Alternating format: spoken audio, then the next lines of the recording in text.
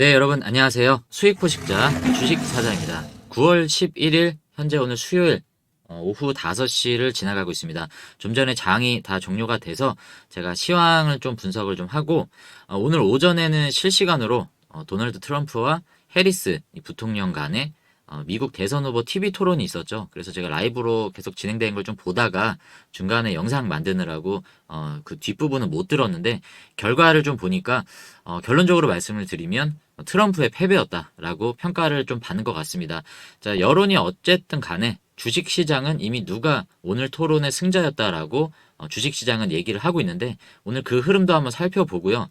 원전하면 사실 트럼프가 관련주로 좀 묶이죠.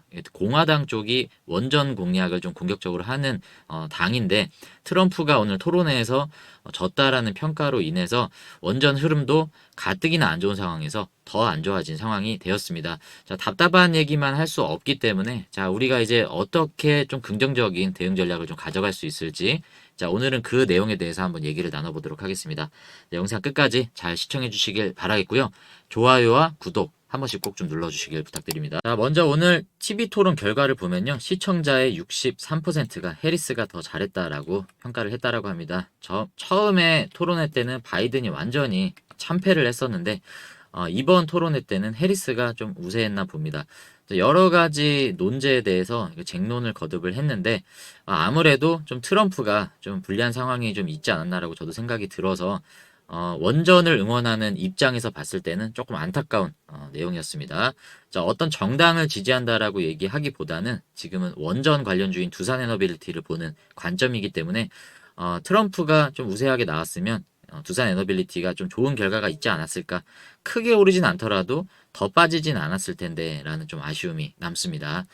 자, 그랬고요. 그리고 또 다른 뉴스가 또 나온 게 오늘 있었습니다. 두산이 쏜 공, 지배구조 입법 반대. 무슨 내용인가 보면 여기 나와 있는 한국경제인협회, 대한상공회의소. 자, 이런 경제인협회라고 할 수 있는 단체들이 집단으로 국회와 정부의 의견서를 전달을 했다라고 합니다. 이 내용에 대해서 보면 지배 구조, 규제 남발에 따른 기업 가치 훼손으로 코리아 디스카운트를 심화시킨다라고 경제인 협회에서 이 의견서를 통해서 주장을 했다라는 내용인데 내용인즉슨 지금 보면 금감원이 두산 밥켓의 합병을 반대하고 있죠. 그리고 국민연금이 주주로서 또 SK의 합병에 또 반대한다. 여러 가지 이런 입장들을 표명을 하면서 이 기업에서 자신들의 어떤 M&A나 의사결정을 할 수 있는 의결권을 가지고 있는 게 주식회사인데 주식회사의 결정적인 결정을 주주가 하는 것이 아니라 이 정부 기관이라고 할 수 있는 금감원이나 국민연금에서 너무 지나치게 개입을 한다라는 얘기들이 좀 있었는데 자, 오늘 보면 국회 개원 이후 8월 말까지 법제사법위원회에는 총 18건의 상법 개정안이 올라왔는데 이 중에 14건, 굉장히 많은 비중이 지배구조 규제를 강화하는 내용을 담고 있다라고 합니다. 이 내용은 내용만을 봤을 때는 좋은 내용이죠. 자, 소액주주를 보호하자라는 내용이 있기는 하지만 이 경제인 협회 얘기를 들어보면 이들의 얘기도 뭐 100%다 틀린 말은 아닙니다.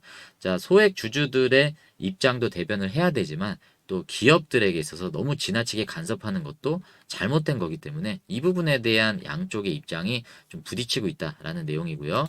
그리고 또 다른 뉴스에 보면 두산 에너빌리티가 채권단 역경 딛고 부활 원전 사업 본궤도에 올랐다라는 내용인데 기존까지 굉장히 힘든 채권단 체제를 겪으면서 경영 정상화에 돌입을 했고 흑자 전환을 시작한 지가 얼마 안 됐죠. 그래서 이 CFO도 새로 선임을 하면서 지금 박차를 가하고 있는 모습인데 제동이 걸린 게 이 두산 밥켓 합병 이슈 관련해서 지금 제동이 걸렸는데 그것에 대한 스토리를 쭉 풀어나간 기사입니다. 좀 내용을 보면 또 똑같은 내용이 또 나오는 거죠. 두산에너빌리티가 제시한 주식 매수 청구권 한도 6천억 원이 넘게 되면 지배구조 개편 자체가 무산될 가능성이 있는데 두산에너빌리티는 현재 반기 기준으로 봤을 때 소액 주주 비중이 63.6%로 상당히 높죠. 그래서 이 소액 주주들 중에 얼마나 많은 사람들이 이 주식 매수 청구권을 갖고 있는지는 모르겠지만 청구를 하는 금액이 6천억 원이 넘어가게 되면 지배구조 개편 자체가 무산될 가능성이 있다라는 내용인데 궁극적으로는 이 회사가 이 원전 사업을 통해서 성장하는 게 주주 입장에서도 좋은 건데 지금 치명적인 이 합병 비율 관련해서 상충하는 부분들 때문에 이런 부분들이 지금 희석이 되고 있는 거죠. 원래 회사에 대해서 회사가 성장성 있게 가고 있느냐, 사업 내용에 대해서 우리가 더 집중을 해야 되는데 지금은 워낙 이 합병 이슈에 대한 안건이 크다 보니까 그 사업에 대한 내용보다는 합병에 대한 포커스가 더 부각이 되고 있다는 부분이 주주분들 입장에서도 좀 안타까운 부분인데 짚고 넘어가야 되는 부분은 명확하기 때문에 이게 빨리 해결이 됐으면 하는 마음이고요. 시장으로 바로 들어와 보도록 하겠습니다. 자, 오늘 시장 종합을 보면요. 코스피는 0.40% 빠졌고요. 코스닥은 상승분을 대부분 다 반납하고 오전에 한 1%대 상승을 하다가 이제 장 마감 때는 0.46%로 강보합으로 마감을 했습니다. 자, 이 원인을 보면 외국인이 오늘도 팔아요. 자, 코스피는 주구장창 팔고 있습니다. 심지어 오늘은 1조 원대 팔았어요. 순매도가 1조 원인 거는 이번 달 들어서 두 번째로 봅니다. 굉장히 큰 규모의 금액으로 지금 팔고 있는데 코스닥은 조금씩 사고 있어요. 그리고 선물도 원래 거의 한 5천억 원대 이상으로 하방으로 났던 게 그나마 지금 1,900억 원대로 내려와 있긴 한데 외국인들은 지금 계속 경기 침체에 대해서 우려를 하는 건지 팔고 있습니다. 계속 팔고 있고 개인은 어디서 돈이 이렇게 나오는지 모르겠는데 1조 원 가까이 되는 돈을 매일같이 계속 사고 있습니다. 자, 눈물겹고요. 그 신용잔고는 오늘도 3,180억 원 털렸죠. 빚으로 투자한 금액이 반대 매매를 당했던지 자진해서 청산을 했던지 어찌됐든 이 신용잔고가 점점 줄고 있다라는 부분은 빚으로 투자한 사람들이 신용 비율이 점점 줄어들고 있다라는 내용이기 때문에 하락장에서 나오는 신용잔고의 감소는 그렇게 좋은 의미로만라고 볼 수 있습니다. 자, 오늘 중요한 변수로 작용했던 TV 토론이 일단은 해리스의 승리로 끝났고요. 삼성전자의 흐름을 좀 볼까요? 자, 보시면 삼성전자. 자, 오늘 이제는 어디까지가 위험한 선이다라고 좀 말하기가 애매한 상황인데 제가 영상을 통해서 66,000원이 깨지면 위험하다. 이거 진짜 시장이 경기 침체를 예고하는 거다라고 제가 얘기를 했는데 깨졌는데 그나마 불행 중 다행인 건 그나마 다른 반도체 섹터에서 선방을 했습니다. 자, 필옵틱스, 기가비스가 오늘 좀 강한 상승을 보였는데 필옵틱스는 이 유리기판 관련해서 납품 뉴스가 있었죠. 그 독일의 회사였던 어떤 회사죠? 제가 갑자기 기억이 안 나는데 독일의 그 유리 회사 쪽에 이 필옵틱스가 TGV 이 관련 사업 쪽으로 수주 계약이 나와서 여기서 강하게 오늘 좀 올라갔었던 모습이 돋보였고요. 오늘 퀄리타스 반도체도 나쁘지 않았고 대장인 삼성전자가 죽었을 때 하이닉스는 그래도 수성했다. 자, 그래서 이게 경기 침체로 인한 빠짐이 아니라 삼성전자가 지금 컨센서스 하향 리포트가 나왔죠. 그리고 메모리, 낸드 쪽이 평균 단가가 지금 내려가고 있고 재고가 땡겨놨던 재고가 지금 판매가 부진하다라는 3분기 실적 악화가 나온 개별 악재 때문에 좀 빠진다라고 시장은 바라보는 것 같습니다.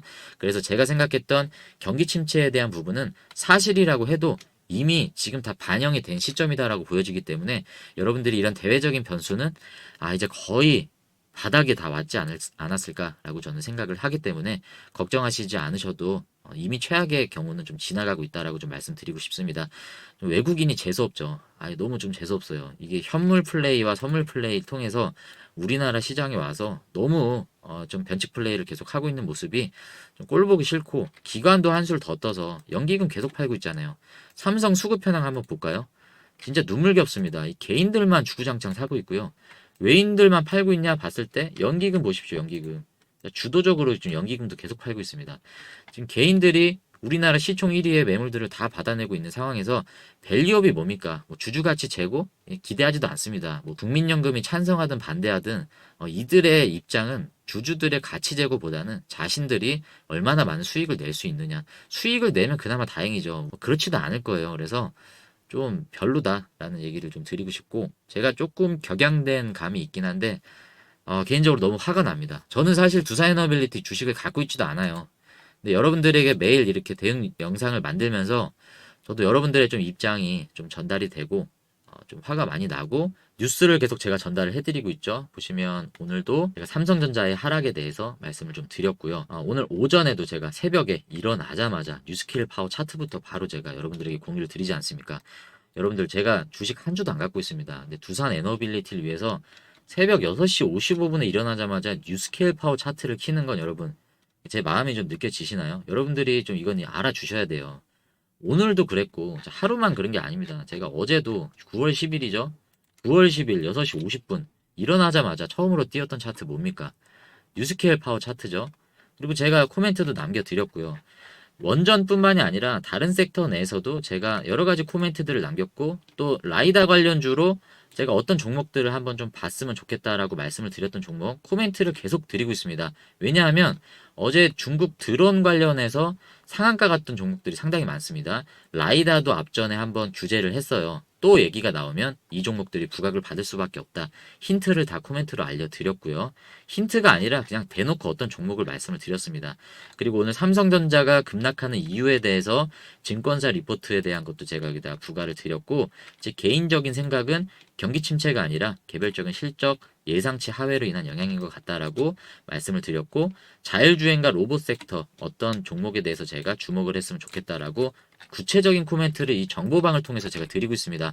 여러분들이 안 들어오실 이유가 없죠. 자, 들어오십시오. 여러분들 들어오셔서 여러분들께서 위에 있는 휴대폰 번호로 정보라고 두 글자만 보내주시면 됩니다. 자, 간단하죠? 문자 메시지 두 글자 정보 이렇게 두 글자를 위에 있는 휴대폰 번호로 보내주시면 방금 보신 정보방 실시간으로 새벽이든 밤이든 여러분들이 소통하실 수 있고, 제가 드리는 대응 전략과 코멘트들 받아보실 수 있습니다. 영상 더보기란에 텔레그램 링크 있으니까 타고 들어오시되 반드시 문자 메시지를 두 글자 정보라고 위에 있는 휴대폰 번호로 보내주셔야 된다는 거 꼭 참고하시고, 자, 이제 두산 에너빌리티 대응 전략 우리가 어떻게 가져가면 좋을지 한번 말씀을 드려보도록 하겠습니다. 저는 지금은 요 16,000원 선을 확인을 하고 있다라고 좀 보여집니다. 자, 이 라인을 깨기가 쉽지가 않고요. 이 정도에 두드려 맞은 시장이면요. 이 정도로 두드려 맞은 시장은 저는 이미 경기 침체는 다 반영이 됐다라고 봅니다. 여기서 최악의 상황은요. 18일에 금리 인하 하잖아요. 자, 미국에서 우리나라 시간 19일 새벽 3시에 금리 인하 발표를 하는데, 이때 갑자기 0.5% 인하를 하면서 얘기인즉슨 지금 고용 지표가 심각하다. 0.5%로 인하를 해야 된다라고 연준이 쓸데없는 얘기를 하면서 갑자기 막 이 빅스텝을 단행한다라고 하면 경기 침체 신호로 한 번 더 쇼크가 올 수는 있어요. 하지만 그럴 확률은 상당히 적고, 제 예상으로는 0.5를 하더라도 여기에 좀 연착륙할 수 있는 멘트가 있을 것 같고요. 높은 확률로 0.25로 스무스하게 가면서 11월에 0.5 정도를 한 방에 좀 세게 들어가지 않을까라고 생각합니다. 심지어는 0.75도 가능할 것 같은데, 이미 이때 한 방을 맞았기 때문에 이때 들어가는 처방은 그래도 우리가 느끼기에 시장이 좀 충격이 덜할 거다라고 좀 보여집니다. 빠질 대로 빠졌는데 지금 중요한 시점은 과연 어디가 바닥이냐, 바닥이 어디냐를 봐야 되는데, 200일선은 이미 무너져서 계속적인 저항을 맞고 있는 상황이고요. 수급에 호재가 될 만한 게 없습니다. 오늘 기대했던 게 럼프형이었는데 오늘 럼프형이 발렸어요. 오늘 저기 리스 누나한테 발려가지고 럼프형이 좀 힘을 내줘야 되는데 일단은 럼프형이 꺾였고, 이제 남은 건 금리 인하. 자, 금리 인하가 연착륙으로 피벗이 잘 시장에 충격을 주지 않는 방향에서 정해져야 된다라는 내용을 좀 말씀을 드리고 싶고, 홀딩입니다. 자, 전략은 홀딩이고요. 만약에 여러분 내일 목요일이죠. 자, 목요일과 금요일. 자, 이 추석 전에 우리가 금리 인하 결정 전에 대응할 수 있는 날은 이제 유일하게 이틀이 남았습니다.